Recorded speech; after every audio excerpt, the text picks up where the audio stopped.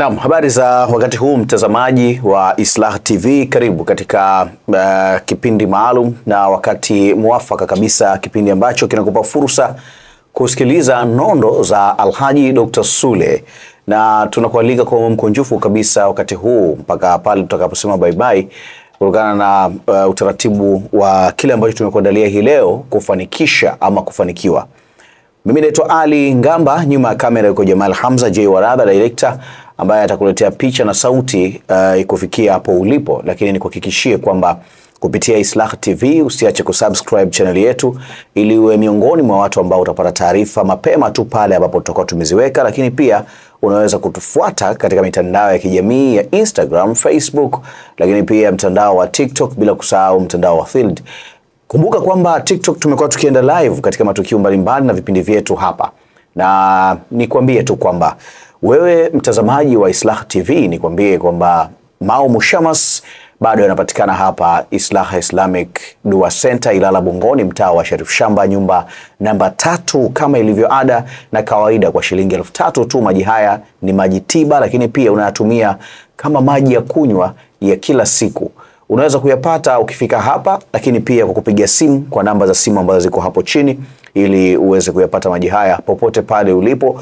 Hasa ukanda huu wa Afrika Mashariki tumekuwa tukiwatumia watu mbalimbali kutoka nchini Kenya, Uganda, Burundi na Rwanda pia. Kwa hiyo unaweza kuyapata maji haya kwa kupiga simu kwa namba za simu ambazo ziko hapo chini, kutoa maelezo kidogo ya ziada na kufahamu uko wapi na kwa namna gani ambavyo unaweza kuyapata.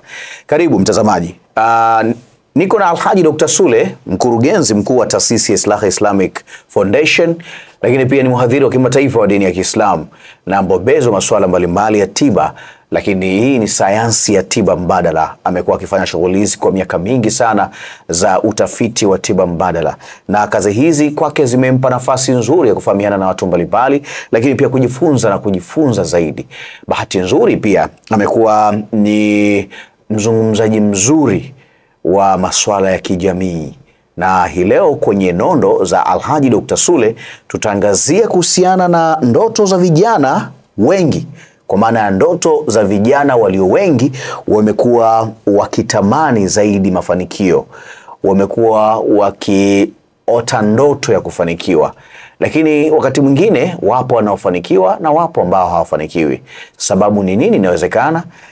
Niko naye hapa Alhaji Dr. Sule, tutapita kwenye mapito mbalimbali na kufahamu namna gani ambavyo yeye anaweza kututanua mawazo yetu ya kufikiri, lakini hizo ndoto baadaye kuwa kweli inawezekana, na kama inawezekana kwa njia zipi, kwa nini watu wanafanikiwa, kwa nini vijana wafanikiwe wengine. Basi yuko hapa Alhaji. Assalamu alaikum wa rahmatullahi wa barakatuh. Wa alaikum salam wa rahmatullahi wa barakatuh. Pasina shaka mzima wa afya? Alhamdulillah, namshukuru Mwenyezi Mungu Subhanahu wa Ta'ala. Afya Mwenyezi Mungu ameturuzuku. Naam. Kwa kweli kila kitu kinakwenda alivyokikadiria yeye, kwa sababu yeye ndio muamuzi wa maisha yetu. Watu wanakuona kijana kila siku. Nadhani malezi mazuri ya wake zangu. Naam. Malezi mazuri. Kuna siri hapo? Kwa kawaida mwanamke anaweza kukufanya uwe kijana na anaweza kukufanya uwe mzee. Siku moja Nabii Allah Daudi alayhi salatu wasalam, baba wa Nabii Allah Suleimani, aliomba dua yenye mambo matatu. Jambo la kwanza akamuomba Mwenyezi Mungu akasema, ya Rabbi, usinijalie mtoto ambaye atakuwa bwana katika maisha yangu. Yani alimuomba Mwenyezi Mungu asimjalie mtoto ambaye atakuwa sayyidi, atakuwa bwana katika maisha yake. Wako watu wamezaa watoto, lakini maisha wale watoto wao ndo wamekuwa mababa na mababa wamekuwa watoto. Manake mzazi ili ya kwake aende lazima amsujudie mtoto na anampelekesha. Lakini pia Nabii Allah Daudi alimuomba Mwenyezi Mungu akamwambia, usinipe mke ambaye atanitoa mvi kabla ya muda wangu. Usinipe mke atanitoa mvi kabla ya muda wangu. Kuna matukio ambayo yanafanya wai kuzeeka na mke anaweza kusababisha kabisa mastresi na changamoto za mke zinaweza kufanya mwanamume ajikute anazeeka mapema. Mwanamume anaweza kujikuta maisha yake anaharibikiwa kila kukicha, afya inazidi kuharibika, anakongoroka muda wote. Kwa hiyo Nabii Allah Daudi katika yale matatu aliyoyaomba, alimwomba Mwenyezi Mungu asimpe mke atakayemzeesha. Kwa hiyo mtazamaji wetu anatakiwa ajitathmini yeye na mke wake au wake zake wanamsaidia kuwa kijana au ndo anazidi kumzeesha kutokana na maisha anayo kuyapitia. Kwenye hilo sasa unashauri kwamba watu warudi kwenye picha za harusi zao, waangalie kwamba walikuwaje. Labda walikuwa wanafanana kipindi hicho, alafu inaonekana saa hizi mwanaume amezeeka zaidi kuliko mwanamke. Hapo unaweza kupata picha kwamba hapa naanza kuota mvi sio muda mrefu. Naam, tabani ni kweli kabisa. Hongera sana. Asante. Naam, tuende moja kwa moja kwenye kile ambacho leo tunakwenda kukizungumza, na mtazamaji nimekwisha mwambia kwamba tutazungumzia kuhusiana na ndoto za vijana wengi kuelekea kwenye mafanikio. Naam. Kumekuwa na matamanio na ndoto za vijana wengi kufanikiwa, lakini sio wote wanaofanikiwa, na ikiwezekana karibu tuseme 100%, unaweza kusema 10% au 15% ndio wanaofanikiwa. Wengi wanabakia tu wana zile ndoto mpaka wanazeeka nazo. Tuanzie hapo. Kwanza tuanze na ndoto ni nini kwa vijana na mafanikio ni kitu gani kwa vijana? Asante sana Bwana Ngamba. Labda kwanza nitoe ufafanuzi kama ulivyosema. Ndoto ni fikra za kimawazo alizonazo mtu katika kulifikia jambo fulani. Ndoto ni fikra za kimawazo alizonazo mtu ambazo anatarajia kufikia katika jambo fulani. Anaweza kuamua aina ya mke anayemtaka, muda ukifika wa kuoa, kazi anayoitaka, muda wa kufanya kazi ukifika, uchumi anaotamani, muda wa kukusanya fedha na utafutaji wa uchumi, muda wake ukifika. Hii ndio ndoto. Kwa hiyo ndoto tafsiri nyingine ni maono ya ndani yaliyonayo mwanadamu anayetarajia kuyaishi baada ya wakati ule husika kufika. Hii ndio maana ya ndoto. Mafanikio ni kile kitendo cha kufikia malengo husika ulioyaandaa kwa muda kadhaa kabla ya muda husika. Maana kile time frame ya kukusanya nguvu kuelekea katika lile jambo nalo lihitaji. Haya ndio mafanikio. Sasa vijana wengi mara nyingi katika maisha yao wamekuwa na ndoto, wamekuwa na fikra za aina fulani ya maisha anapofikia wakati fulani. Sasa hii ndio maana halisi ya ndoto na mafanikio. Okay.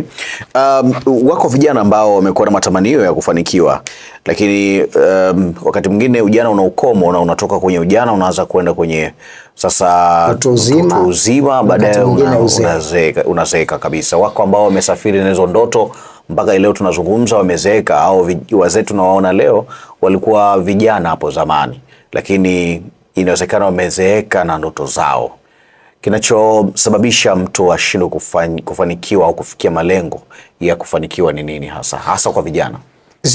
Ziko sababu kadhaa. Ziko sababu kadhaa. Sababu ya kwanza, kutokutambua principles za kufikia malengo. Okay. Unajua kila kitu kina utaratibu. Kila kitu kina utaratibu. Usipo ufanyia kazi au kuishi ndani ya utaratibu unayokupeleka katika tukio husika, sio jambo rahisi sana kufika. Mfano, uko Dar es Salaam unataka kwenda Zanzibar. Uko Dar es Salaam lakini nia yako ni kwenda Zanzibar. Alafu unaamua kupanda basi labda unaamua kupanda basi ya kuelekea Mwanza. Lakini ukiwa na imani unakokwenda ni wapi? Zanzibar. Huwezi kufika. Huwezi kufika Zanzibar kwa sababu aina ya usafiri ulioutumia na njia unayoitumia kuelekea unakokwenda haikufikishi unapopata. Au kifupi, labda niingie kidogo hapo. Unaweza kuwa unaelekea kwa mfano wako Mwanza, lakini mzunguko wa kufika Mwanza upite labda uelekee Kagera, Kigoma, utafute Rukwa, uzunguke urudi mpaka kufikia Zanzibar umezeeka. Pia haiwezekani kwa njia hii, kwa sababu njia unayoipita ya kwenda Mwanza haikufikishi Zanzibar. Yani hiyo unayosema unapita Rukwa, unapita wapi, ni ngumu. Ndio hiyo unayosema wakati mwingine hata hilo kwamba anatumia njia ndefu ambayo kabla hajafika umri unamwacha mkono. Mfano wa hilo, mtu ambaye anataka mafanikio kwa kuwa mfanyakazi. Hivi mfanyakazi hawezi kufanikiwa? Kwa maana ya mfanyakazi anafanya kazi, analipo mshahara, kwamba huyu sasa anafanya kazi rasmi, ameajiriwa, hawezi kuwa na mafanikio kwenye maisha yake, kwa maana ya kufanikiwa kwenye malengo ambao wengi wanayatarajia. Waliofanikiwa kwenye kufanya kazi ni 20% au 15 tu. Asilimia 80 mpaka 85 ya wafanyakazi hawawezi kufanikiwa. Kwa nini? Kwa maana ya utajiri. Narudia kipande hicho. Kwa maana ya utajiri. Anaweza kujikimu maisha lakini asifikie utajiri. Ndoto na malengo mengi ya vijana ni kuwa matajiri. Sijui nimeeleweka sasa. Ndoto na malengo ya vijana wengi ni kuwa matajiri. Just imagine wewe unafanya kazi ya kuchunga ng'ombe. Mshahara wako 150,000 kwa mwezi. Au wewe unafanya kazi mshahara wako 300,000 kwa mwezi. Alafu unataka kuwa tajiri kwa kutumia nafasi ya kufanya kazi ya mshahara wa 300,000 kwa mwezi. Na huna mbinu mbadala inayokufikisha kupata pato zaidi ya lile la 300,000 kwa mwezi. Utarajie huwezi kufanikiwa. Kwa nini?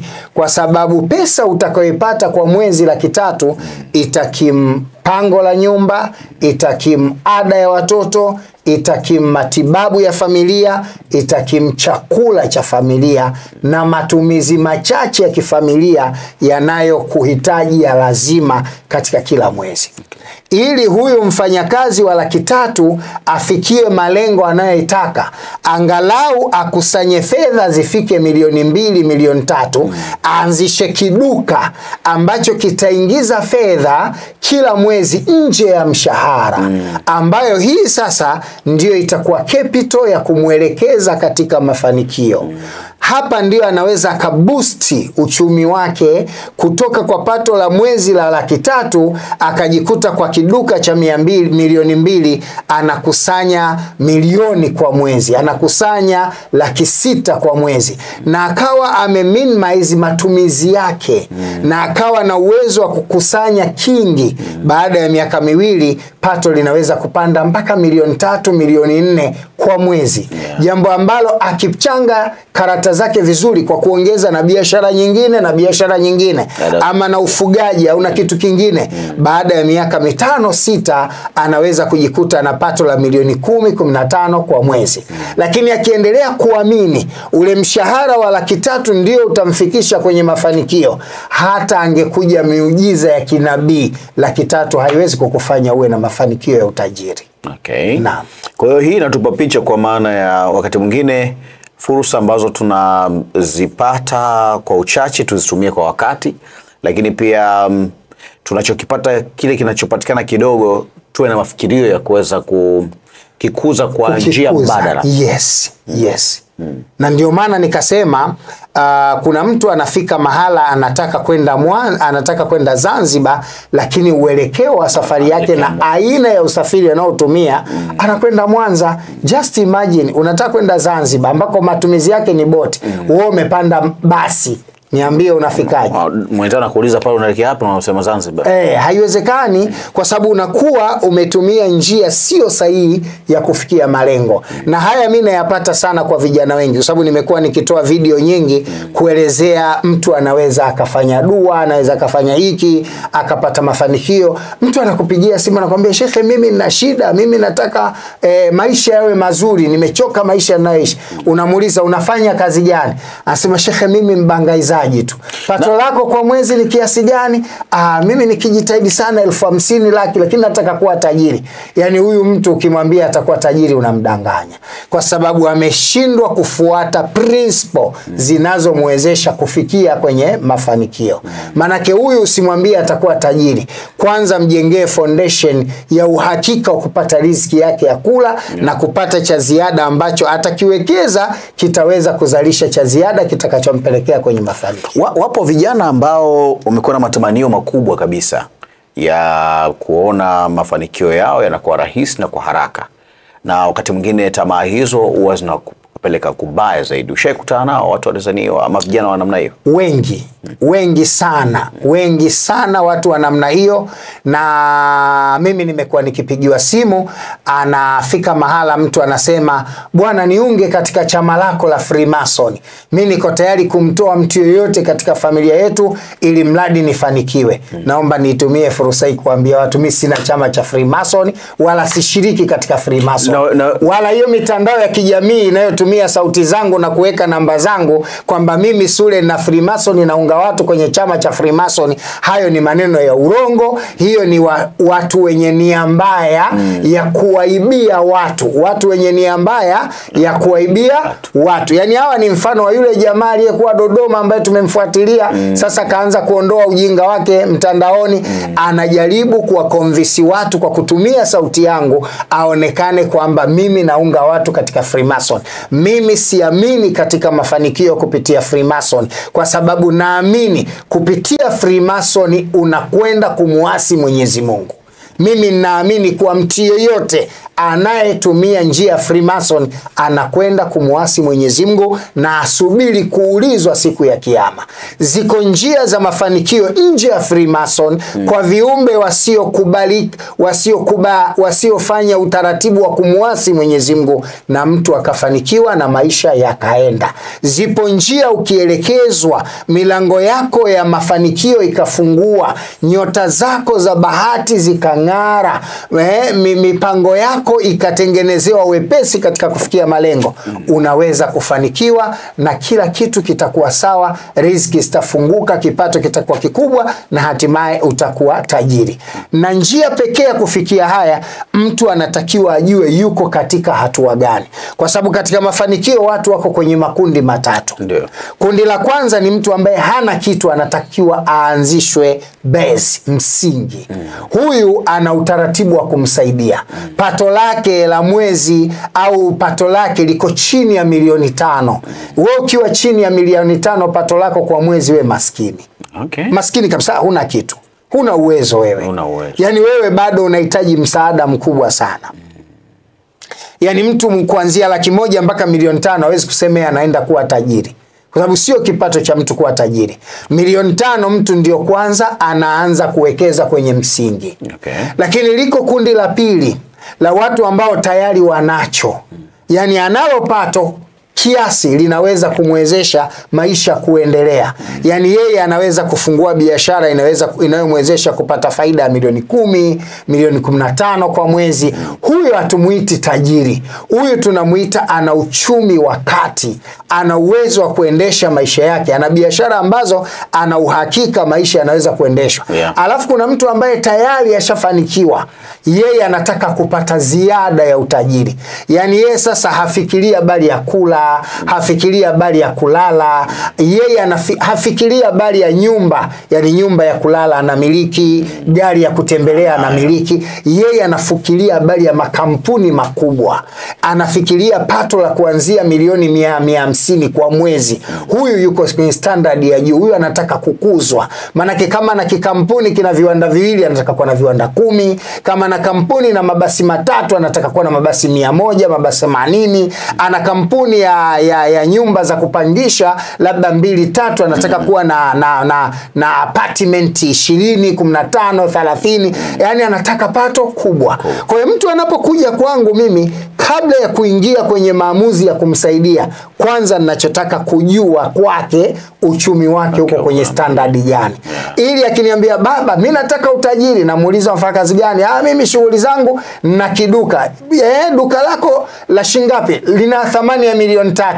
Ndo mtaji wangu. Huyu huwezi kumwambia atakuwa tajiri. Huyu kwanza msaidie ili duka la milioni 3 ulikuze liwe la milioni 30. Okay. Ili awe na uwezo wa kupata faida ya milioni 5, milioni 6, milioni 7, milioni 10 kwa mwezi.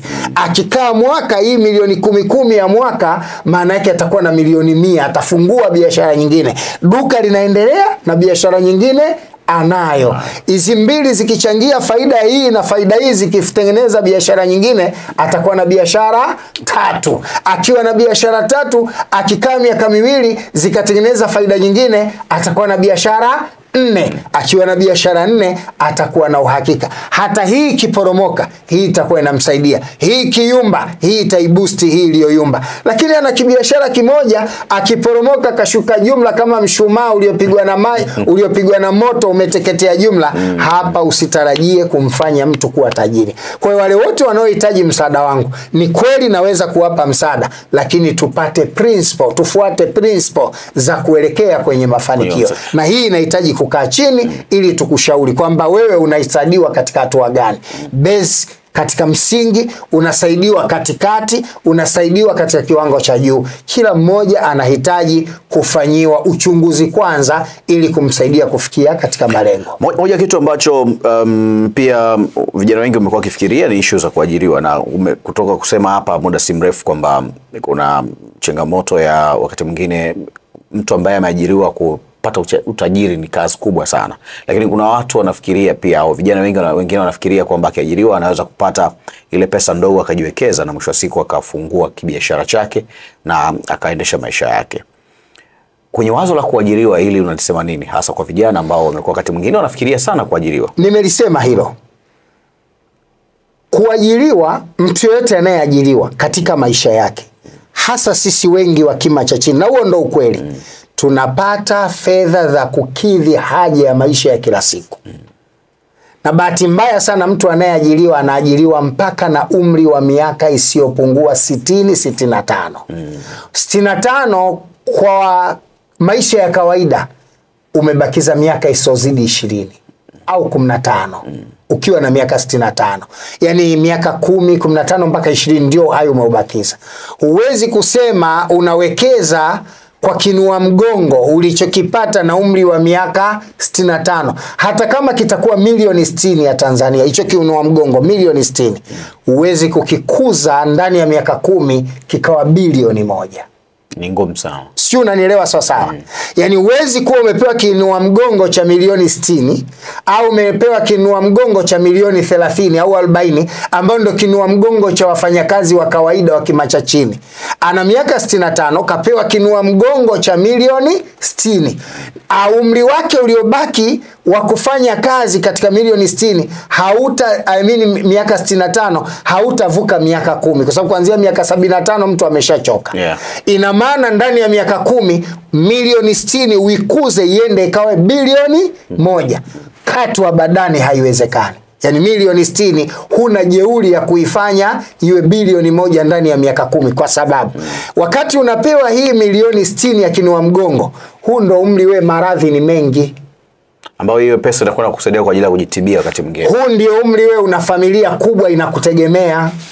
Kuna vijana wanataka kwenda shule, kuna vijana wako pale nyumbani ambao watataka kusaidia wewe kazi ndogo ndogo, inabidi waishi na wewe utumie hizo pesa pia. Huu ndio umri familia, ukoo wenu unaamini umepata pesa utawapa msaada.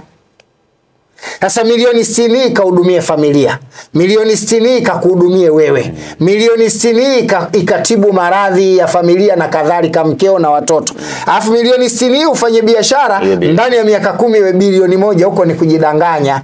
Lugha nyingine kwamba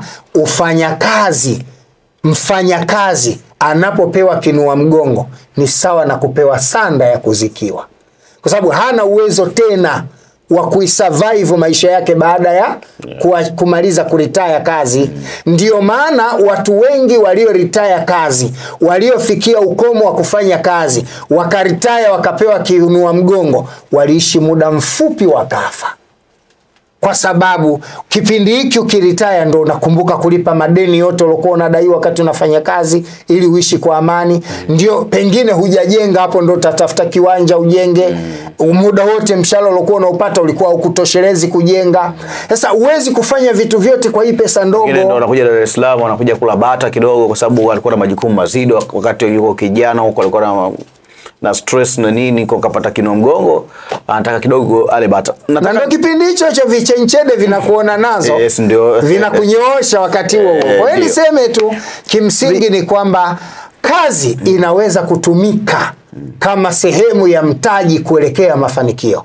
Kijana ambaye ameanza kazi ya mshahara wa 600,000, 700,000, 800,000, milioni 1, kipindi cha ujana, ametoka kwenye shule ameingia kwenye ajira, asifikirie kukimbilia kununua gari. Asifikirie kukimbilia kujenga nyumba, afikirie kuwekeza hisa, afikirie kuwekeza biashara kutoka katika kidogo cha mshahara anachokipata, ili ndani ya miaka 26, 27 atakayokuwa katika kipindi chake cha kazi kabla muda wa kuretire, umsaidie sasa mtaji huu wa ziada aliyouwekeza uwe ndio chanzo cha maisha mazuri wakati anakwenda kuretire, na pengine katikati tu ya utumishi, kwa sababu mfanyakazi kama ataanza kazi na miaka 25, kamaliza chuo kikuu ana miaka 25 anafanya kazi, anapokwenda kwenye miaka 65 ya kuretire, manake ana miaka 40 ya kuwa kazini. Ndani ya kipindi cha miaka 40 akawekeza kile kidogo anachokipata, akaanzisha mifumo mingine ya kiuchumi ya kumletea faida. Ndani ya miaka 40, miaka 20 tu ya awali atakuwa na uchumi mkubwa, na miaka 20 ya mwisho ya kuelekea katika kuretire atakuwa na faida kubwa ya uendeshaji. Hapa atakuwa ni mfanyakazi lakini anaendesha kampuni. Otherwise, kijana akitaka mafanikio ni lazima akubali kuishi katika maisha ya kuwekeza, maisha ya kujipatia pato binafsi, uchumi binafsi, si kuajiliwa. Awe anafuga, awe ana biashara, awe ana kilimo cha uhakika, na hapa nazungumzia kilimo cha uhakika, sio kilimo cha kusubiri kudura ya Mungu. Mwaka mvua ikiwepo umevuna, mwaka mvua hakuna umekula hasara. Hicho sio kilimo cha patapotea, sio kilimo cha mafanikio. Apate kilimo cha scheme, kilimo ambacho ana uhakika, ionyeshe liwake atavuna. Atakuwa na uhakika wa dawa, atakuwa na uhakika wa mbolea, awekeze kwenye nyanja hizi, na ndizo zinazowafanya watu wengi kuwa matajiri. Katu wa badani, na kamwe haijawahi kutokea mfanyakazi wa kawaida wa kima cha chini amewahi kuwa tajiri. Hiyo haiwezekani. Na mtazamaji wa Islaha TV, umemsikiliza hapa Alhaji Dr. Sule akieleza kwa namna moja ama nyingine juu ya kile ambacho tunakizungumza hii leo, hasa kuhusiana na ndoto za vijana wengi kuelekea katika mafanikio. Imekuwa ndoto hivyo pia, wakati mwingine wapo ambao wanafikia umri wa kuzeeka bila ndoto zao kukamilika, na wakati mwingine wamekuwa wakiwarithisha hata watoto wao na wajukuu. Wakati mwingine wanarithi kizazi na kizazi, na unakuta kuna maisha yao, mtu ambaye tajiri labda anamiliki nyumba kijijini, tofauti na hapo hana chochote kile cha kufanya ingiza kipato kikubwa aweze kumiliki labda mali, maduka, na inawezekana pia magari na hata viwanda pia, na kuwa tajiri. Lakini pamoja na hayo yote, unahisi mtazamaji, tunakosea sehemu gani hasa sisi ambao kidogo tumekuwa na changamoto ya kipato hicho? Niko na Alhaji Dr. Sule hapa, bado anaendelea kutupa nondo na tunaendelea kufahamu. Nikukumbushe, Mao Mushamas yanapatikana hapa Islamic Dua Center, Ilala Bungoni, mtaa wa Sharif Shamba. Haya ni maji tiba, maji yenye vyanzo 7 vya maji kutoka katika vyanzo 7, lakini pia yamesomewa dua maalum kwa ajili ya kinga, tiba, lakini pia ukiyatumia vyema yatasafisha nyota yako. Yanafanya kazi nyingi sana, ila unaweza kuyatumia pia kama maji ya kunywa ya kawaida ya nyumbani, na mwisho wa siku basi ukafaidika nao. Nikuhakikishie kwamba njoo hapa Islamic Dua Center, au piga simu kwa namba za simu ambazo ziko hapo chini, ili upate uhakika wa kuyapata maji haya popote pale ulipo, hususan ukanda huu wa Afrika Mashariki. Alhaji Dr. Sule yuko hapa, na bado tunazungumza kuhusiana na ndoto za vijana wengi kuelekea katika mafanikio. Kumekuwa na changamoto, wapo wanaofanikiwa lakini wapo ambao wanafeli. Wanaofanikiwa wakati mwingine wamekuwa wakiwekewa misingi. Alhaji, umezungumzia hapa kidogo kuhusiana na swala zima la wakati mwingine kujikita kwenye vilimo na vitu kama hivyo. Huku kunahitaji mtaji na fursa za mitaji. Wakati mwingine kumekuwa na changamoto za hapa na pale. Watu wengi wamekuwa, ama vijana, serikali imeweka utaratibu mzuri sana kwenye hasa upande wa fursa za mitaji, ile mikopo ya 10%. Halmashauri zimekuwa zikitolewa, katikati zilisimama, baadaye ikatangazwa kwamba imerejea kwa mifumo ambayo ilikuwa ikiwekwa sawa. Watu wamekuwa, ama vijana wamekuwa wengi waoga hasa kuelekea katika hizo fursa. Lakini swali langu la msingi hapa ni kwamba kuna hawa vijana ambao hawana hizo fursa, wakati mwingine za hata kutengeneza makundi ya pamoja kwa ajili ya kufanikiwa kupata hizo mitaji. Wewe ni mtaalamu na umekutana na vijana wengi wa aina kama hiyo. Wewe unawasaidia vipi? Labda kwanza nitoe maelezo hapo kidogo. Shida kubwa ya vijana wengi wamejengwa kifikra kwamba watakwamua maisha yao kwa kuajiriwa. Na ndiyo maana katika nchi mbalimbali duniani, hata Tanzania ya kwetu, vijana wengi wamekuwa wakitumika kama mtaji wa kisiasa kwa wanasiasa wa upinzani dhidi ya serikali kwa kuwadanganya kwamba hawapati haki zao za kimsingi kwa sababu serikali haiwaajiri. Nataka nikuambie na nimwambie mtazamaji anayenitazama sasa, hakuna serikali yoyote duniani inayokidhi haja ya wananchi wake kwa kuajiri. Yaani duniani serikali hiyo haipo. Hata uko Marekani unaposikia watu wanaajira, wengi wanaajiriwa katika private sector. Wanaajiriwa katika private sector. Watu hawaajiriwi katika sekta za serikali. Kwa sababu serikali ina limit ya watu wa kuajiri katika wizara mbalimbali, polisi, jeshi, wizara tofauti tofauti. Na kwa kawaida muundo wa wizara na mfumo wa serikali na vyombo vya serikali vinavyoajiri katika sekta rasmi ya serikali mara nyingi huwa ni watu wachache zaidi kuliko idadi ya raia wa nchi husika. Sasa hili kwa kutokuwa na ufahamu, vijana wengi wamekuwa wakisalitishwa na serikali zao, na wakati mwingine wakianzisha vurugu kwa madai kwamba serikali haitupendi kwa sababu leo imekuwa hatuna ajira, tuko mtaani, hatuna ajira. Serikali haiwezi kutoa ajira kwa watu wote. Hili jambo haliwezekani. Private sector ndizo zinazoweza kutengeneza miundombinu ya kufanya jamii iwe na uwezo wa kupata kazi au shughuli za kujikimu katika kuendesha maisha. Na private sector inaanza na wewe mwenyewe. Yani wewe kwanza, usisubiri mtu afungue kampuni ili ukawe mfanyakazi kule. Yani kwanza anzisha wewe mwenyewe system bora ya kukufanya uwe mtu unayekwenda kujiajiri mwenyewe. Kwa hiyo kijana kwanza anatakiwa ajue yeye mwenyewe anao wajibu wa kuandaa ubunifu na mbinu sahihi za kumwezesha kuendesha maisha. Usiishi kwa kukariri kwamba kaka aliajiriwa jeshini na mimi nikimaliza kazi nataka niwe mwanajeshi, nikimaliza shule nataka niwe mwanajeshi. Kaka aliajiriwa TRA na mimi nataka nikimaliza shule anitafutie posti niende TRA. Huu ni udumavu wa fikra kwa vijana wengi. Yani mtu anatakiwa aanzishe njia tofauti ya kutoboa nje ya ile waliopita wengine ili kuhakikisha anatanua ajira. Na mtu mwenye fikra sahihi za maendeleo ya kuisaidia nchi yake ni yule anayefikiria kuwa mwajiri, sio yule anayefikiria kuwa mwajiriwa. Inawezekana labda elimu yetu pia na yenyewe ilikuwa imetutengeneza kwenye namna ya kufikiria kuajiriwa zaidi kuliko kujiajiri.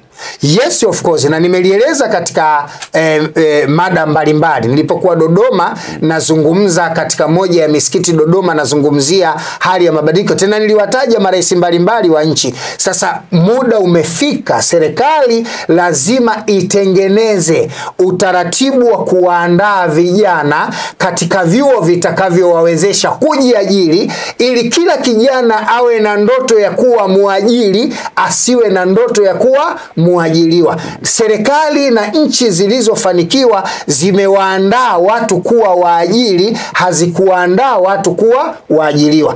Ulaya, wazungu walichokifanya katika nchi za Afrika ni kututengenezea silabasi zitakazotuandaa kuwa waajiriwa ili waendelee kututawala badala ya kututengenezea silabasi za kuandaa kuwa waajiri. Ndio maana leo unakuta tofauti ya elimu za Afrika na elimu za Ulaya. Ulaya mtoto anatazamwa kuanzia chekechea. Ana kipaji gani? Ana kitu gani? Ana kipaji gani? Mtoto anapomaliza ngazi ya msingi katika shule za Ulaya na Amerika anakuwa tayari ashajulikana yeye nani.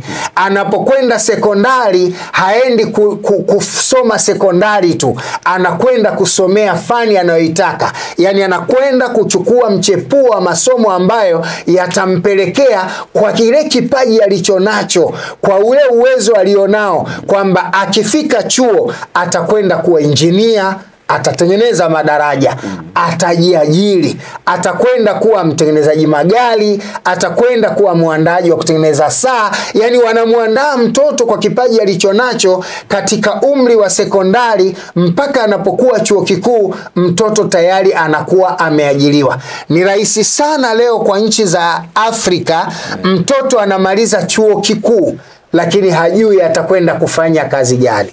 Wenzetu wako tofauti wazungu. Wazungu mtoto akifikia umri wa miaka 20, 18, 19, akifikia kipande cha sekondari tayari ana uwezo mkubwa wa kuyaendesha maisha yake. Anatambua yeye ni nani na anakwenda kufanya nini. Lakini sisi vijana wetu wa sasa wa Afrika hilo hatuna. Sasa tuna shida hiyo. Tuna shida hiyo, serikali inabidi pia zitazame upya, zitupie jicho upya aina ya elimu tulizonazo na uhitaji wa wakati tulionao. Kwa sababu leo imefikia mahala Afrika tuna kila kitu katika resources. Tuna resources za aina mbali, lakini resources zote tulizonazo Afrika, uchakataji wake uko Ulaya na matilio yake yako Ulaya. Ndio maana leo pamba inalimwa Afrika, lakini nguo inatengenezwa Ulaya. Kama tungetengeneza mazingira ya kumwandaa kijana wa Kiafrika leo, akilima pamba kuwe na kiwanda cha kutengeneza nguo, tungeuza nguo Ulaya. Sasa hii sio uzembe wa serikali au uwezo mdogo wa kutokuelewa viongozi, ni system iliyoandaliwa na wazungu katika kuwatawala wa Afrika.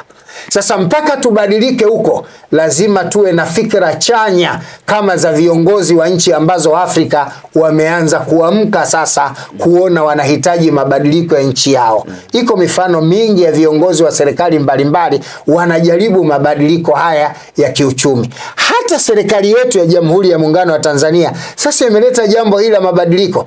Angalia juzi, nadhani kama si waziri mkuu, makamu wa rais alikuwa anatoa maelezo katika sherehe fulani kwamba, au mkutano fulani, kwamba sasa hata mtu akiwa wa chuo kikuu lazima aende VETA akasome. Na kuna watu wakaanza kucheka kwamba yani mtu anamaliza chuo kikuu aende VETA? Ndio, aina ya syllabus ya elimu inayompeleka mtu chuo kikuu inamfanya akawe mwalimu, inamfanya akawe mfanyakazi. Yani elimu yetu, syllabus zetu za elimu tulizonazo sasa zinamfanya mfanyakazi yani msomi awe na vitu hivyo viwili, ama akawe lecturer kwa maana ya mwalimu katika vyuo vikuu au vyuo vya kati au vyuo vya chini, au akawe mwalimu wa primary.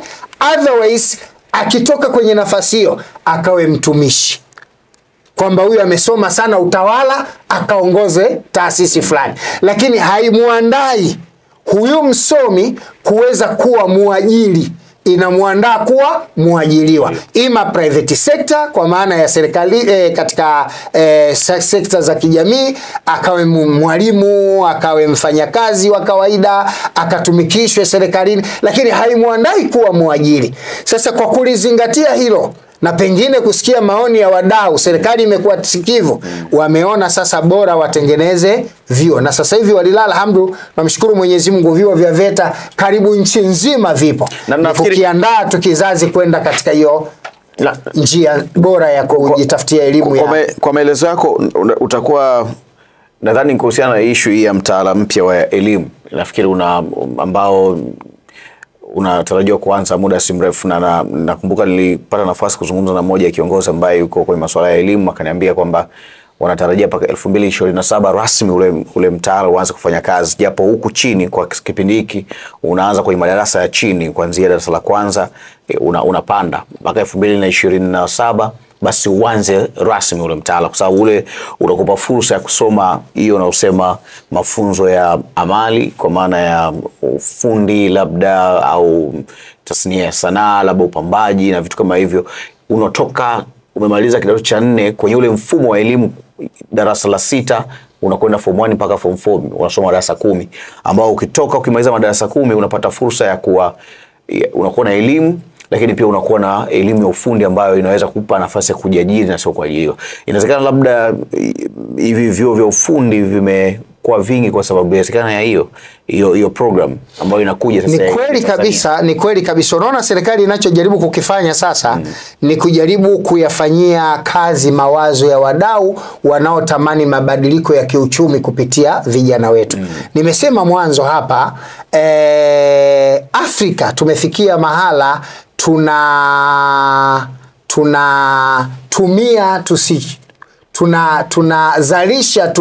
tunazalisha tusichotumia na tunatumia tusichokizalisha. Yani Afrika sehemu nyingi tuko hivyo. Unalima pamba lakini taaluma ya kutengeneza nyuzi ya pamba iko Ulaya. Sio, umenielewa sawa? Unachakata dhahabu lakini taaluma ya kuifanya dhahabu na soko la dhahabu liko Ulaya. Unachakata makaa ya mawe lakini makaa ya mawe namna ya kuyatumia iko Ulaya. Ndio maana leo tunavuna makaa ya mawe lakini mengi yanakwenda nje ya nchi. Sasa ili tufikie lengo, serikali kwa nia yake njema ndio imetuletea hili kwamba hawa vijana ambao leo wanakwenda kusoma stadi ya kazi, wanakwenda kujifunza utaratibu wa kujiajiri, ifike mahala Tanzania tuwe na wasomi wanaoweza kuanzisha kiwanda cha kuchakata mawe, makaa ya mawe ambayo yatakwenda kuanzisha kwenda kutengeneza chuma ya profile chuma tukazitengeneza wenyewe, tukazalisha vitu vingi wenyewe kwa kutumia rasilimali tulizo nazo. Kwa muktadha huu ambao serikali unaufanya leo, miaka 50 ijayo, kizazi cha vijana wa Kitanzania kila kitu tunachonunua Ulaya leo watakitengeneza wenyewe. Yani nguo tutatengeneza hapa, kila kitu tutatengeneza hapa. Na wazungu wanalijua hilo kwamba kama kila kitu tunatengeneza wenyewe tutawauzia kwa gharama tunayotaka sisi, na wao lazima waje wapige goti wanunue nguo kwetu, itabidi wapige goti wanunue chuma kwetu, lakini hawatanunua chuma ambacho hakijachakatwa, watanunua chuma ambacho kisha chakatwa. Jambo hili wanaliona kwao litakuwa mzigo kimaisha. Ndio maana wanatuandaa kisaikolojia siku zote tuwe sisi tunazalisha, lakini matumizi ya kile tunachozalisha wayapange wao. Serikali kwa kulitambua hilo ndio maana wameanzisha hii stadi za kazi, masomo ambayo mwisho wa siku yatawafanya vijana wa miaka 30 40 ijayo kuwa na uwezo wa kuiendesha nchi yao wenyewe. Hatutavuna tena madini kontena zikaenda Ulaya. Tutavuna madini, mchakato wa madini utafanya Afrika, matumizi ya madini yatafanywa Afrika, na bei ya dhahabu itafanywa Afrika. Dhahabu inavunwa Afrika lakini bei wanapanga watu wa Ulaya. Leo ukienda kwenye Google leo unasikia wamepanga kilo moja ni 240,000. Unakwenda unaiona, lakini madini inavunwa Afrika, bei ya madini inapangwa Ulaya. Kwa nini? Kwa sababu tumeandaliwa utaratibu wa kututawala kifikra na kiuchumi. Serikali kwa kulitambua hilo wameamua kubadili system ya elimu ili kutusaidia vijana wa kesho, kuwasaidia vijana wa kesho waweze kuiendesha nchi wenyewe kwa kutumia rasilimali za nchi yao. Daktari, wewe umekuwa unakutana na vijana wengi sana, na hasa kwa kazi ambazo umekuwa ukishughulika nazo, wakati mwingine umekuwa ukipata simu nyingi kama unavyosema. Saizi ndio katika hali hii, yani tupo hapa sasa hivi. Tunahitaji kuona baadhi ya vijana, tuseme vijana wanafikia malengo yao. Umekuwa ukiwaambia nini pale ambapo unapata fursa ya kuongea na kijana ambaye anakuambia mimi Dr. sina A wala B, na hapa nashikashika tu, niko kwa mjomba, namsaidia kuchunga wa ng'ombe huko, ndo napata 200-300 wakati mwingine, au hata nipi mimi mwenyewe tunabangaiza. Najua hizo simu unazipata, lakini pia hata sisi usaidizi wako wakati mwingine tumekuwa tukipata kupitia hizi simu ambazo tumekuwa tukiziweka. Wapo wanaosema kwamba wanatamani kufanikiwa lakini hawana nyenzo yoyote ya kufanikiwa. Umekuwa ukiwaambia nini, na unatamani nini kifanyike hasa ili hawa na wenyewe pia wajikute wako sehemu? Kwanza, mafanikio yanatengenezwa na maamuzi yako binafsi. Hiyo ndio hatua ya kwanza. Mwenyezi Mungu habadilishi yaliyo katika nafsi za watu mpaka watu wenyewe waamue kubadilika. Huwezi kusema una maisha magumu na unahitaji kufanikiwa wakati siku zote unaishi jobless. wewe unakula bangi, unakula sana ndumu, unakula sana ngada, alafu unatarajia siku moja utakuwa na maisha mazuri kwa sababu ulivuta bangi zikakusumbua kichwani, ukajiona mkubwa na ukawaza ipo siku utakwenda Ulaya kwa kutumia kuzama chini ya meli na mawimbi yale ya bahari zote hizo. Huku ni kujidanganya. Kitu cha kwanza, vijana wanatakiwa wabadili mitazamo yao katika kutafuta maisha. Njia ya kwanza, wasiamini katika kuajiriwa, waamini katika kujiajiri. Kuamini katika kujiajiri ndio hii serikali imetengeneza kwanza utaratibu wa mikopo midogo midogo. Kwa nini serikali haikuanza na mikopo mikubwa, imeanza na mikopo midogo? Kwa sababu kwanza wanataka kutengeneza trust kwa nyinyi mnaochukua. Kama unaweza kukopa milioni 2, watu 3, 4, 5 mliokaa mkaanzisha mradi, mkaondoa mahitaji yenu binafsi na matumizi ya matumizi yasiyokuwa sahihi, yani unajaribu kufanya matumizi ya rafu na mkakubali kukichunga kidogo kikakua mpaka mkapata dhamana ya kuongeza ule mtaji wenu, badala ya kukopa milioni 2 baada ya mwaka mkapata dhamana ya milioni 4, baada ya mwaka mkapata milioni 6, baada ya mwaka ikapata milioni 10 na zaidi. Lengo la serikali kwanza ni kuchunguza hawa wanaokuja kuchukua mtaji. Kwa sababu serikali inapotoa pesa haitoi gawio kwamba umepewa pesa uzitumie unavyotaka, kesho utapewa zingine.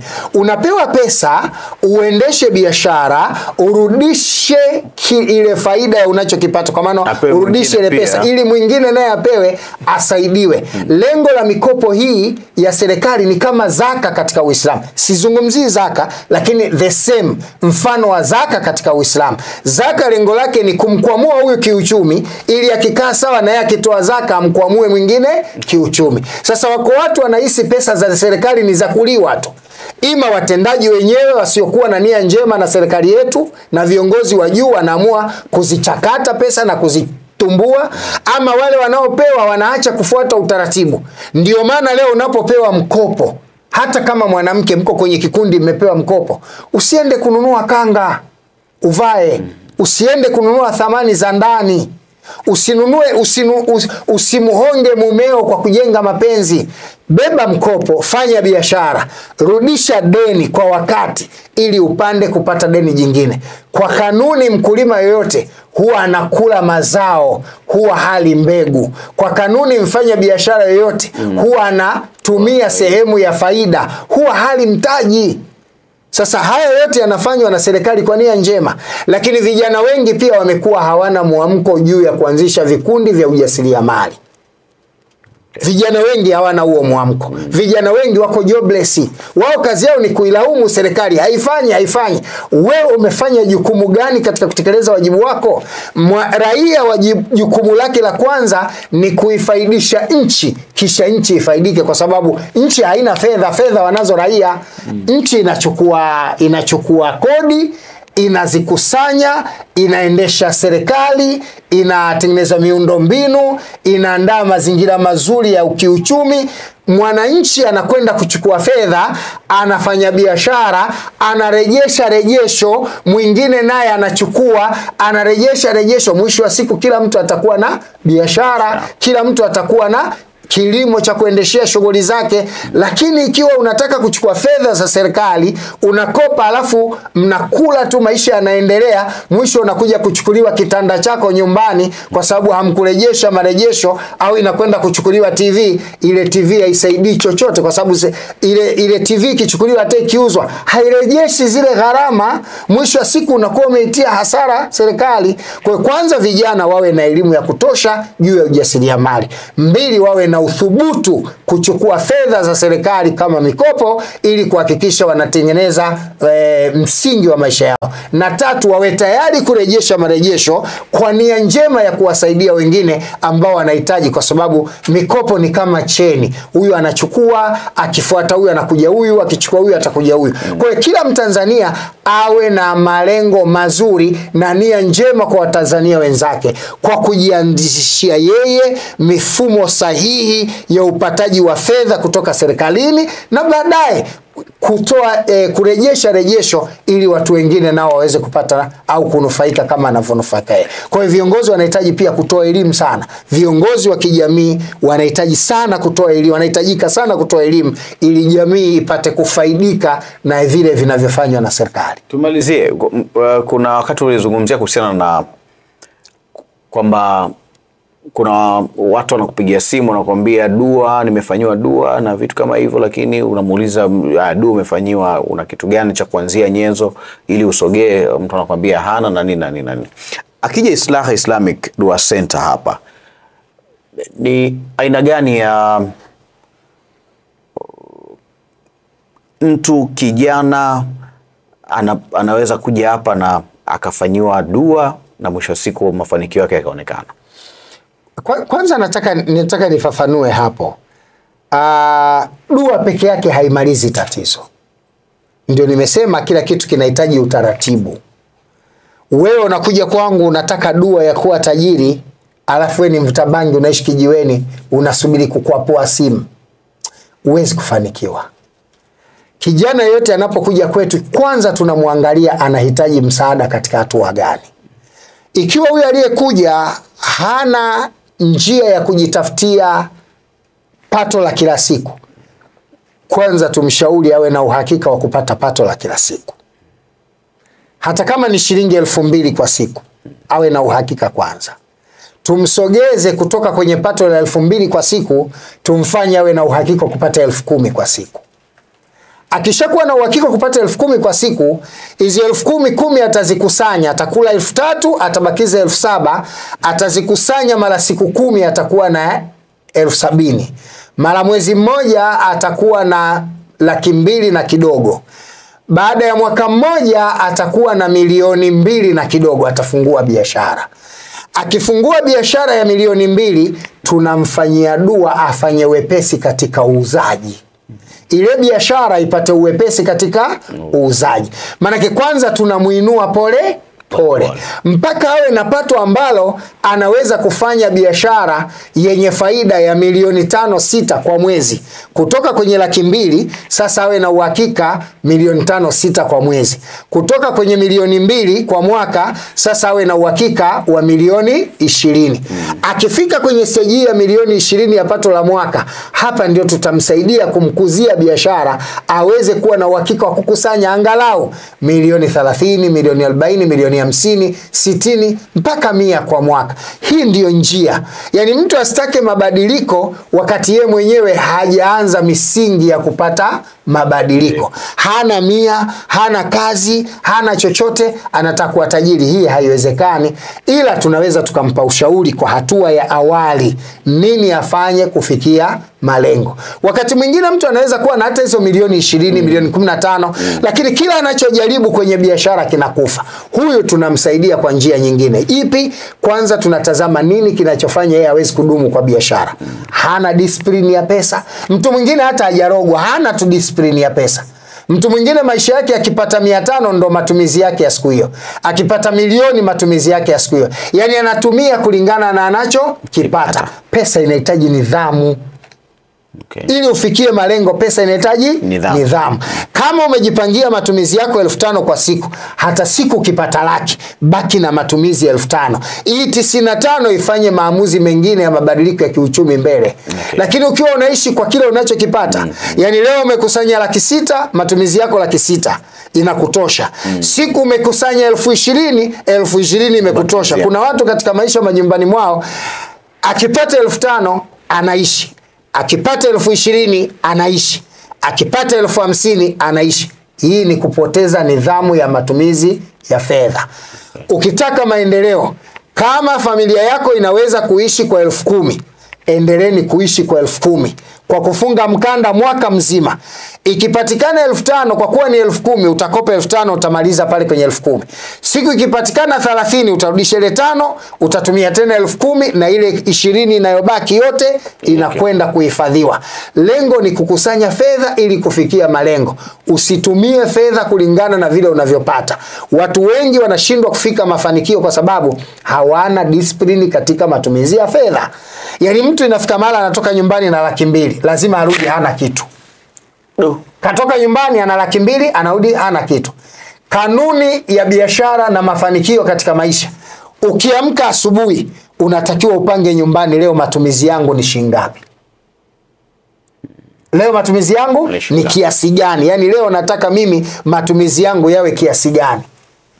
Kama unataka matumizi 20,000 kwamba nitapanda daladala, nitanunua shati moja, nitafanya hiki, toka na 20,000. Usitoke na 200,000. Kwa sababu ukitoka na 200,000 na ulipanga matumizi 20,000, utatumia 150,000. Kwa sababu ukiwa mtaani, fedha itakulazimisha kuitumia. Ukiona kitu kizuri na pesa utanunua tu. Ndio maana tunashauriwa sana kuweka fedha benki. Na ndio maana hata mikopo mtu anapewa dhamana baada ya kuonekana mzunguko wake wa fedha wapi? Benki, kwa sababu itakufanya usitumie ovyo ovyo, na ikiwezekana ukitumia barabarani ukitembea, simu yako iwe haina mfumo wa fedha ule wa kutolea fedha kwa kutumia simu, usiwe na kadi. Yaani wewe usiwe na kitu ambacho eti dharura ya kawaida tu unatafuta ATM unachomeka unatoa. Katika maisha ukitaka kufanikiwa, lazima ujifunze kusema sina. Ujifunze kusema sina. Yaani unamuona kabisa mtu huyu au kukosa hii pesa lakini yaani mtu kakuletea shida na wewe una malengo yako. Acha kutatua shida ya familia. Baki kwanza na malengo yako, ndo maisha yatataka. Kwa sababu ukitaka kumaliza shida za familia uzimalizi. Yaani watoto wa shangazi na watoto wa mjomba wote uwalee, au unakufa maskini tu. Yaani wewe fanya maamuzi kwamba mwaka huu mimi najenga. Yaani likija labda la msiba, na wakitoa 5 na mimi natoa 5. Wakitoa 2 mimi natoa 2. Sio msiba umetokea, wenzako wametoa 5 wanatoa milioni kwa sababu ziko ndani. Hujengi na utakufa maskini. Husomeshi na utakufa maskini. Okay. Na mtazamaji, tunaelekea mwisho wa kipindi chetu cha Nondo za Alhaji Dr. Sule. Tunazungumzia kuhusiana na ndoto za vijana. Vijana wengi ambao wamekuwa wakielekea katika zile ndoto za kufanikiwa, lakini mwisho wa siku imekuwa tofauti na vile ambavyo matarajio ya watu wengi ama vijana wengi yamekuwa. Na amejaribu kugusa katika nyanja tofauti za kielimu, amegusa nyanja za mifumo ya ubunifu katika kazi, biashara, ajira na vitu kama hizo. Kote huko amegusa ni kwa sababu umri huo ndio umri ambao vijana wengi wanatamani kuajiriwa, wengine wanatamani kuanzisha biashara zao na wanatamani kufanikiwa. Sasa wanafanikiwa vipi? Ni nidhamu ambayo amezungumza hapa ya utunzaji wa fedha. Hilo ni jambo la msingi ambalo naamini vijana wengi kama wanafuatilia kipindi hiki kwa sasa watakuwa wanajifunza na watakuwa wanafahamu. Nidhamu ya fedha na matumizi sahihi ndio kitu cha msingi kabisa. Alhaji, naam, labda tumalizie. Kuna jambo ambalo natamani kulisema sijakuuliza, na hususan katika eneo hili la ndoto za vijana hawa ambao wanatamani kuona siku moja wanamiliki mali na kuwa matajiri. Kitu kingine ambacho ningependa kuwaasa vijana katika maisha, unatakiwa uwe na tabia ya kubadilika. Usiishi constant kwamba hivi ndivyo na hivi ndivyo. Baba alikuwa mwanajeshi na mimi lazima niwe mwanajeshi. Baba alikuwa katibu tawala, lazima na mimi nifanye kazi serikalini. Kubadilisha. Yaani badilisha upepo. Wallahi, kama kuna jambo muhimu katika maisha ni kujaribu zaidi ya mara moja na kitu zaidi ya kimoja. Watu wengi leo wamefeli kwenye maisha kwa sababu mbili. Kundi la kwanza ni wale ambao wamezaliwa pale pale na wanakulia pale pale na wanakufia pale pale. Hilo ni tatizo kubwa sana. Yaani kutokuhama kutoka sehemu moja kwenda sehemu. Yaani ni tatizo kubwa sana katika maisha. Na 80% ya watu waliozaliwa pale pale, waliokulia pale pale na wanakufia pale pale. Matajiri wataendelea kuwa matajiri, wenye uwezo wataendelea kuwa wenye uwezo, na maskini mtaendelea kufa maskini. Wewe nenda kachunguze kijijini kwenu leo. Ule ukoo uliokuaga na 200 babu yao alikuwa na duka na mjukuu wake ndo ana duka sasa. Na wale waliokuaga maskini wa familia ndo maskini mpaka leo. Hilo duka hawana. Na hawapati na hawatapata. Kwa sababu hutaki kubadili maisha. Siku zote ukiona pale ulipokulia, pale ulipoishi miaka kadhaa, mambo yamedunda, hama, badili njia, hama, usinyang'anie sehemu, utafikiri umepigwa muhuri napo, utakufa maskini. La kwanza. La pili, wale ambao amefanya aina fulani ya utafutaji, labda alikuwa mkulima, babake mkulima naye kaamua kuwa mkulima. Umejaribu miaka 10 ukulima umegoma, umejaribu miaka 5 ukulima umegoma, badili biashara. Badili biashara, badili jambo la kufanya. Usinyang'ane kuwa mkulima, utakufa maskini. Kwa hiyo kama ulikuwa dereva bodaboda miaka 5 hujatoka kwenye bodaboda, maisha hayakwenda, acha bodaboda. Acha bodaboda. Uking'ang'ania kung'ang'ania bodaboda, utavunjika miguu, ufe maskini kwa sababu huna miguu kilema, au utaendelea kuwa bodaboda mpaka itafika mahala una miaka 60, yule mzee anaendeshaga bodaboda. Yaani maisha yako atakuwa bodaboda. Badili kazi, badili aina ya utafutaji. Ni waase vijana, jaribuni kubadili mbinu za utafutaji. Jaribuni kubadili mbinu za utafutaji. Using'ang'ane aina moja ya biashara. Using'ang'ane aina moja ya kazi. Using'ang'ane eneo moja la kuishi. Badilisha. Na watu wengi waliofanikiwa leo ukiwatazama, wengi waliofanikiwa leo ukiwatazama, ima alibadili eneo la kufanyia maisha au alibadili mbinu za kutafutia maisha. Ndio wamefanikiwa. Wale waliong'ang'ana ving'ang'anizi wakaishia pale tu, wakang'ang'ania aina ile tu ya maisha, leo wameendelea kuwa watumwa katika maisha kwa sababu hawana njia nyingine ya kubadili maisha yao. Naam, Alhaji, mimi nikushukuru sana. Asante pia. Nikushukuru sana, mazungumzo yamekuwa mazuri, marefu, lakini pia tumejifunza vitu kwa mtazamaji ambaye amekuwa akitufuatilia. Pasina shaka atakuwa kajifunza jambo la msingi kabisa juu ya namna ambavyo unaweza kuiendea maisha yako, na hasa kijana ambaye unatamani siku moja kuona ndoto zako zinafanikiwa. Lakini Alhaji hapa amezungumza kuhusiana na ndoto zinafanikiwa pale ambapo jitihada zinaonekana, lakini pia amesema kwamba muhimu zaidi wakati mwingine kuona unabadilisha mbinu za utafutaji, kama ni eneo, biashara na vitu kama hivyo, au kama ni kazi basi unaweza kubadilisha kazi ili kuona namna gani ambavyo riziki yako unaweza kuipata sehemu gani na baadaye kupata huo utajiri unaofikiria. Lakini pia jitihada za kufanya kazi ndio jambo la msingi.